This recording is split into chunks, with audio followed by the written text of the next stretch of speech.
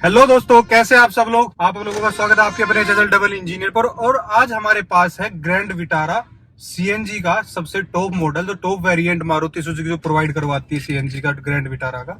और आज हमारे साथ है इनके ओनर दिनेश यादव।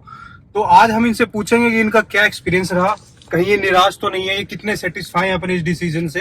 तो दिनेश जी, सबसे पहले आप कैसे हैं? बहुत बढ़िया भाई साहब। बहुत बढ़िया। तो मैं दिनेश जी आपसे पूछना चाहूंगा, सबसे पहले गाड़ी आपको ऑन रोड पड़ी कितने की? भाई साहब ये गाड़ी पड़ी है अपनी 17,30,000 के लगभग समथिंग पड़ी है, 1,000 ऊपर नीचे होगा। अच्छा, 17,30,000। तो कहीं ना कहीं मतलब आपकी जो इससे पहली गाड़ी आपके पास कौन सी थी?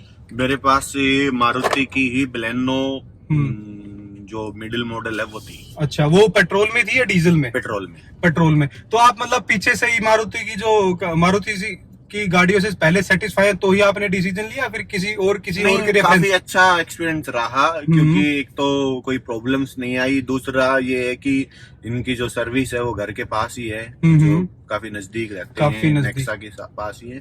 तो कोई प्रॉब्लम आती तो ये घर से भी पिक कर लेते थे गाड़ी को। तो ये सर्विस को देखते हुए ही इसी कंपनी के साथ जुड़ने का फैसला लिया। अच्छा, जो आपकी जो बलेनो थी वो कौन सा मॉडल था, आप मुझे बताएंगे? बलेनो मेरा था दिसंबर 2016। बट जिस टाइम में तो डीजल वेरिएंट भी आते हैं, तो आप पेट्रोल पे ही क्यों गए? क्योंकि जिस टाइम तो डीजल उस टाइम क्या था कि रनिंग थोड़ी कम थी, लग रही थी कि भाई अभी कम रहेगी, क्योंकि ज्यादा वो था नहीं। तो यही देखा कि, और जो उस एनालिसिस यही कह रहे थे कि भाई अगर रनिंग कम है तो आप पेट्रोल पर जाइए। पेट्रोल तो पर उस टाइम पे डिसीजन पेट्रोल का ही लिया। अच्छा, तो मतलब आपने जैसे कि आपने सीएनजी वेरिएंट लिया, तो आपने पहले कहीं सीएनजी यूज भी करी थी या फिर मतलब आपने नहीं, आपकी पहले गाड़ी है? पहले वाली जो गाड़ी थी वो पेट्रोल में थी, फिर रनिंग बढ़ गई। तो रनिंग बढ़ गई तो देखा कि भाई सीएनजी किट लगने लग गई थी, तो मैंने फिर उसमें सीएनजी लगवाई। तो सीएनजी जब लगी तो उसमें काफी ज्यादा इफेक्टिवली अच्छा रनिंग रही कि एज ए बाइक के खर्चे में अच्छा वो काम कर रही थी, वो गाड़ी दौड़ रही थी। हाँ जी। तो मैं एक बात पूछना चाहूंगा, जो उस गाड़ी के पिकअप एक्चुअली, क्योंकि ये तो कंपनी फिटेड सीएनजी है पीछे से ही, बट आपने जो आफ्टर मार्केट उसमें जो लगवाई थी, और इस कंपनी फिटेड गाड़ी में इतनी बड़ी होने के बावजूद में, और वो तो बल्कि हैचबैक कार थी, तो कहीं ना कहीं दोनों की परफॉर्मेंस आपको ये बेटर परफॉर्मेंस दे रही है या वो छोटा साइज होने के बावजूद वो अच्छी परफॉर्मेंस? नहीं, परफॉर्मेंस तो इसकी अच्छी है। अच्छा, क्योंकि उसमें तो पेट्रोल में चलती रहती है, और जो सीएनजी मोड पे लगती है तो वो एकदम एहसास सा करा देती है कि हाँ भाई ये इसके पिकअप में काफी चेंज आ गया। अच्छा, मतलब ये जो गाड़ी है जो ग्रैंड विटारा, तो ये आपको बिल्कुल फील नहीं कराती? नहीं, इसका पता ही नहीं चलता कब पेट्रोल में कब सीएनजी में है। तो इसके पिकअप में कोई बहुत प्रोफेशनल हो तो पता होगा, मुझे तो आज तक पता चला नहीं है। अच्छा, तो क्योंकि ये सीएनजी लोग लेते क्यों है? एक माइलेज के लिए, डेली रनिंग की वजह से। तो आजकल आप इसे डेली रनिंग में यूज कर रहे हैं, तो इसकी क्या माइलेज रही सीएनजी में? माइलेज की बात करें तो ज्यादा तो कैलकुलेट करी नहीं है, पर फिर भी थोड़ा सा जो अंदाजा लगाया है वो लगभग 25 प्लस का जो है, वो 25 किलोमीटर पर लीटर के हिसाब से, इनका केजी के हिसाब से जो भी है वो चल रहा है। ठीक है, अंदाजा यही है। ठीक है। तो आपने मतलब ग्रैंड विटारा लेने का डिसीजन क्यों लिया? क्योंकि इसके 17 लाख में तो आप हुंडई की क्रेटा पे भी जा सकते थे, उसमें भी एक एसयूवी थी। इसके भी 2-3 रीजन थे।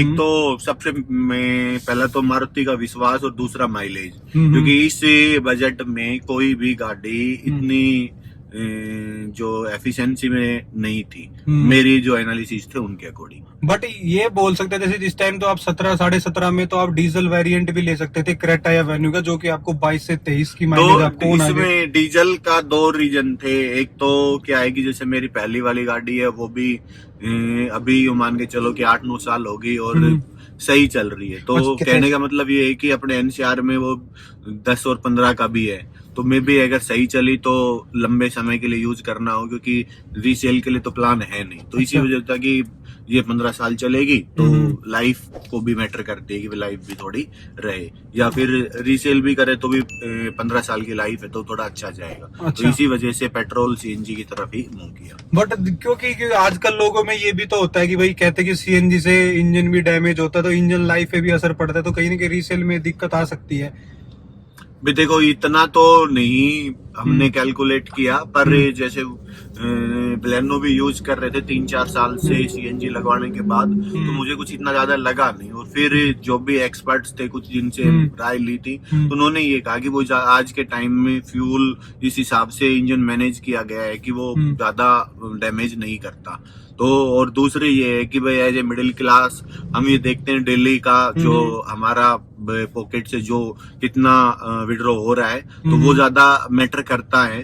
तो एज ए लॉन्ग टर्म हम इस चीज के बारे में सोचते भी नहीं है, और फैमिली ने भी नहीं सोचा, उनसे भी डिस्कस किया कि भाई एक बार पैसे दिए जाते हैं कोई दिक्कत नहीं, लेकिन डेली निकलते हैं वो थोड़ा सा ज्यादा एक पेनफुल एक डिसीजन रहता है। और उसमें फिर सोचना पड़ता है कि भाई लेके चलनी है, चलो ये नहीं तो पब्लिक ट्रांसपोर्ट यूज करें, और इसमें सोचना नहीं पड़ता। अच्छा। तो भाई जो भी है 500 रुपीज में हम कहीं भी वनडे के लिए जा सकते हैं, तो वो चीज ठीक है।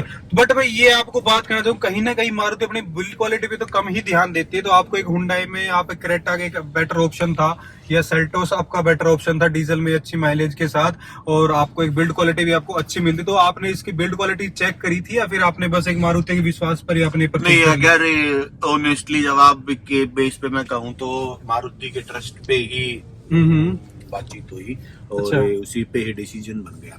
और दूसरा जो कंपेयर किया गया तो उसमें कॉस्ट का भी, एफिशिएंसी और जो फ्यूल कंजप्शन की बात करते हैं एफिशिएंसी की, तो वो ज्यादा बैटरी इसी की लगी। और दूसरा ये इसमें इसके इंटीरियर काफी अच्छा लगा मुझे। और दूसरा ये था कि जो इन्होंने बताया कि ये टोयोटा के ही जो प्लांट है उसमें कोलैबोरेशन हो रखा है जो दोनों कंपनी का, उसी से ये मैन्युफैक्चर्ड है। ये ताकि हाँ इसकी जो मारुति जो क्वालिटी देती है उससे कहीं ना कहीं बेटर है, क्योंकि वो वहां से, तो वो एक टोयोटा का भी ट्रस्ट थोड़ा सा जो आपको भाग गया था। क्योंकि जो टोयोटा का लोहा है वो इसलिए मशहूर है क्योंकि अच्छी अच्छी टोयोटा की गाड़ियां जंग नहीं खाती है, चाहे आप 10 से 15 साल पहले की आप गाड़ी उठा के देख लेंगे। नहीं पता, पर लेकिन लोगों ने यही कहा है कि भाई टोयोटा का जो प्रोडक्शन जो क्वालिटी है वो काफी बेटर है। अच्छा, बट इसमें वैसे एक बार दिखा देते हैं हमारे ऑडियंस को, क्योंकि इस पे देख रहे लेदर फिनिशिंग है, तो कहीं ना कहीं 17 लाख में एक आज अच्छी लग्जरी गाड़ी, एक अच्छी माइलेज के साथ और अपनी फैमिली के साथ, और एक साइज जिसमें बड़ा, जिसमें अच्छा ग्राउंड क्लियरेंस भी है, आप गाड़ी परचेज कर सकते हैं। ये एक हम बोल सकते हैं क्रेटा और सेल्टोस से एक बेटर अच्छा ऑप्शन है फ्यूल के मामले में। बट कहीं ना कहीं बिल्ड क्वालिटी आपको मारुति का पता है, बट फिर भी इसमें 4 स्टार इसमें सेफ्टी रेटिंग जो एनकैप ने दे रखी है, तो कहीं ना कहीं आप इस गाड़ी पे जा सकते हैं, कहीं ना कहीं आप अवॉइड कर सकते हैं। और जो पॉल्यूशन फ्री गाड़ी है, क्योंकि आजकल जो डीजल्स वेरिएंट आ रहे हैं उनमें एक यूरिया का भी एक एडिशनल ऑप्शन दिया गया है, तो कहीं ना कहीं वो भी एक खर्चा बढ़ जाए, तो आप सीएनजी पे ही जाएं, और हो सकता है आप इस गाड़ी पे आप भरोसा कर सकते हैं। मारुति की इस गाड़ी सेफ्टी को लेकर भी, माइलेज को भी लेकर भी। तो आपने गाड़ी मतलब लॉन्ग टाइम के लिए, मतलब कितने टाइम तक दौड़ाई, और आपका एक्सपीरियंस कैसा रहा? कोई कंफर्टेबल का कोई इश्यू तो नहीं है? क्योंकि इतने बहुत बड़ी अमाउंट होती है, 17 लाख आप दे दे, और फिर भी क्योंकि क्रेटा इतने अमाउंट में आपको वेंटिलेटेड सीट प्रोवाइड करवा देती है। नहीं, बिल्कुल बिल्कुल। हाँ जी, तो नहीं, आपने अच्छा क्वेश्चन ये किया है कि जो कंफर्टेबल के लिए, तो मुझे तो अपनी बलेनो से और विटारा में बहुत ज्यादा डिफरेंस लगा इस चीज का। क्योंकि मैं पहले भी बलेनो लेके हिमाचल वगैरह गया, तो वहाँ ये लगा कि नहीं अब तो आगे कुछ होगा ही नहीं। 6-7 घंटे की ड्राइविंग करने के बाद बहुत ज्यादा थकान। अच्छा। और इसमें ऐसा कुछ नहीं लगा, क्योंकि अभी लास्ट वीक ही मैं चंडीगढ़ एक मीटिंग थी लेक्चर टाइप में, तो वो गया था, तो जैसे ही वहां पहुंचा तो बिल्कुल फ्रेश, कोई प्रॉब्लम नहीं आई। और इसके मतलब सस्पेंशन वगैरह से भी काफी बढ़िया, सेटिस्फाई है। तो कहीं ना कहीं कंफर्ट के मामले में गाड़ी टक्कर दे रही है सेल्टोस और क्रेटा को, ये बोल सकते हैं? देखिए, उनके बारे में ज्यादा तो कुछ नहीं पता, लेकिन मैं इससे मतलब 100% सेटिस्फाई हूँ। जो मैंने पे किया है उतना मुझे सेटिस्फेक्शन मिल रहा है अभी फिलहाल। तो कोई एक ऐसा फीचर आपने इस गाड़ी में देखा हो या जो अदर गाड़ियां प्रोवाइड नहीं करती, तो आप किसको? देखिए भाई, ये तो आप देख सकते हो, क्योंकि मुझे तो इसमें काफी नई चीजें जो अपनी पुरानी गाड़ी से और इस गाड़ी में बात करते तो काफी अच्छा है। एक इसका डिजिटल मीटर जो आगे दिखाता है, एक इसकी बड़ी स्क्रीन जो काफी हेल्पफुल है, बैक वगैरह में कैमरा वगैरह जो काफी मुझे पसंद आई है। अच्छा। और दूसरी गाड़ी के बारे में देखो, बी ऑनेस्टली मुझे इतना नहीं पता, अच्छा। तो वो जैसे आप लोग ही बता सकते हो हम्म। तो क्या है क्या नहीं है, आप उसमें कंपेयर करो तो मैं बता सकता हूँ कि भाई मुझे यहाँ से ये क्वालिटी अच्छी मिल रही है। बट आपको जैसे कि आप जैसे वेंटिलेटेड सीट आपको उसमें मिल जाती तो आप उसको ये बोल सकते हैं कि वो कॉस्ट जो वो पैसा वो आपकी सीएनजी में लग गए। हाँ बिल्कुल, देखो ये एक बहुत बड़ा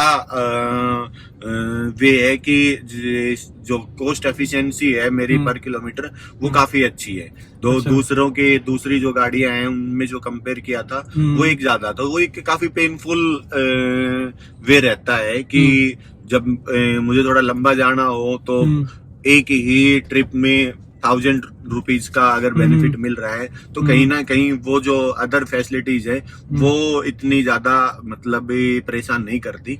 और क्योंकि एक छोटी गाड़ी से बड़ी गाड़ी इस पे आए तो काफी अच्छा लग रहा है फिलहाल। अच्छा, आपको मतलब बिल्कुल आप सेटिस्फाई हाँ, हैं। fully और satisfied। जिसका आपको इंटीरियर है ये आपको कैसा लगा? जैसे आपने मुझे बोला काफी अच्छा लग रहा है, लग्जरियस बोल सकते हैं बिल्कुल इसे। बिल्कुल बोल सकते क्योंकि हैं इस पे मेरे लेदर की फिनिशिंग है और आप देख सकते हैं मारुति जो इनके जो अदर जो फीचर्स उस कंट्रोल्स है वो अदर गाड़ियों से मिलते जुलते ही हैं। बट इस जो आप इसको लग्जरी बोल सके आप इंटरनली इसको अंदर देखेंगे इंटीरियर पे तो आपको अच्छी खासी डिस्प्ले और अच्छी खासी जो लेदर के यहाँ पे फिनिशिंग मिल जाती है तो कहीं ना कहीं देखने में आपको लग्जरियस भी फील कराएंगे कि आपको लगेगा कि आप एक एसयूवी ड्राइव कर रहे हैं। और आप सीएनजी के साथ ही वेरिएंट ले तो आप फुल्ली सेटिस्फाई रहेंगे। बस थोड़ा सा आपको कहीं ना कहीं बस एक वेंटिलेटेड सीट से समझौता करना पड़ेगा, अदरवाइज गाड़ी में कोई कमी है नहीं। और गाड़ी अच्छा खासा पिकअप उठा रही है सीएनजी के साथ। अगर आप अच्छा खासा पैसा और आप चाहते हैं एक बार ही पैसा लगाना है इन्वेस्ट करके हमें बचत करनी है तो आप इस गाड़ी पे जरूर जा सकते हैं। बिल्कुल। चलो तो थैंक यू दिनेश जी, आपने अपना ऑनर रिव्यू देके हमें मतलब बहुत ही लोगों के साथ हम शेयर करेंगे आपका जो एक्सपीरियंस रहा और कहीं ना कहीं लोगों को मदद भी मिलेगी अदरवाइज अपनी गाड़ी परचेज करने के लिए।